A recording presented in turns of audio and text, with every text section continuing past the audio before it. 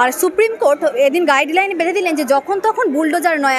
Supreme court যেটা আজকে বলেছেন সেটা যদি অনেকদিন আগে বলতেন তাহলে যোগী আদিত্যনাথ যা করে আসছিল, যে অক্সিজেন পাচ্ছিল, সেই অক্সিজেনটা পেত না। আসলে রাষ্ট্র ব্যবস্থার মধ্যে এইসব অনিয়ম বেনিয়ম থাকবে, এরকম অপরাধীরা ঘোরাফেরা করবে এবং সেই অপরাধ জগৎটাকেই আরও করার চেষ্টা করবে, বিস্তার করার চেষ্টা করবে। সেইখানেই হচ্ছে আদালতের ভূমিকা, যেখানে অ্যাডমিনিস্ট্রেশন ভুল করলে আদালত তার সঙ্গে সঙ্গে শুধরে দেবেন। আমরা সেটাই আশা করি আদালতের ভূমিকা হিসেবে। কিন্তু বিগত কয়েক বছর যাবৎ আদালত এই দায় পালনে ব্যর্থ হয়েছে।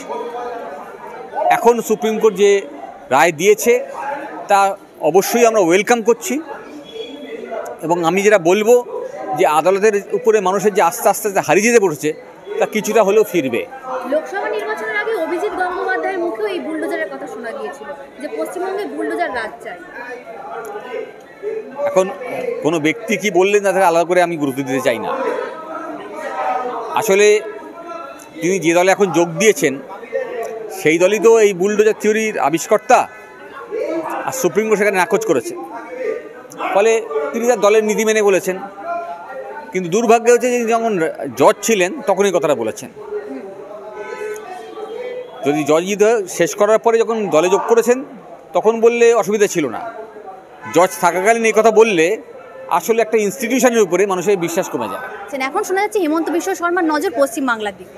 সংবিধানে যে রাজনীতির কথা বলা আছে সেই রাজনীতি এখন যারা রাষ্ট্র ব্যবস্থা আছে, আমার রাজ্যে বলুন আর কেন্দ্রে বলুন, তারা কেউ করেন না। তারা মানুষের জন্যে খাদ্য, বস্ত্র, বাসস্থান, এমপ্লয়মেন্ট, এই কাজের দাবি সব পূরণে ব্যর্থ।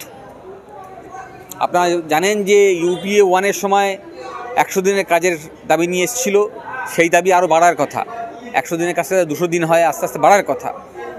আমাদের এখানে কাজ বন্ধ হয়ে গেছে, মানুষের বেকারত্ব বাড়ছে, মানুষের খাদ্যের অভাব হচ্ছে, বাসস্থানের অভাব হচ্ছে এবং এই বুলডোজার থিওরির সঙ্গে ছিল যাতে বাসস্থান ছিল সেটা ভেঙে দেওয়ার ব্যবস্থা করা হচ্ছে। মানুষের মধ্যে ক্ষোভ বাড়ছে। তাহলে এই মানুষের মধ্যে যখন ক্ষোভ বাড়ছে সংবিধানের যে অধিকার সেই অধিকার না পাওয়ার ক্ষেত্রে বাড়ছে। আর সেই ক্ষোভকে যদি প্রশমিত করতে হয় তাহলে ডিভিশন করতে হবে, বিভেদ করতে হবে। সেই বিভেদের রাস্তায় ওরা বেছে নিয়েছে।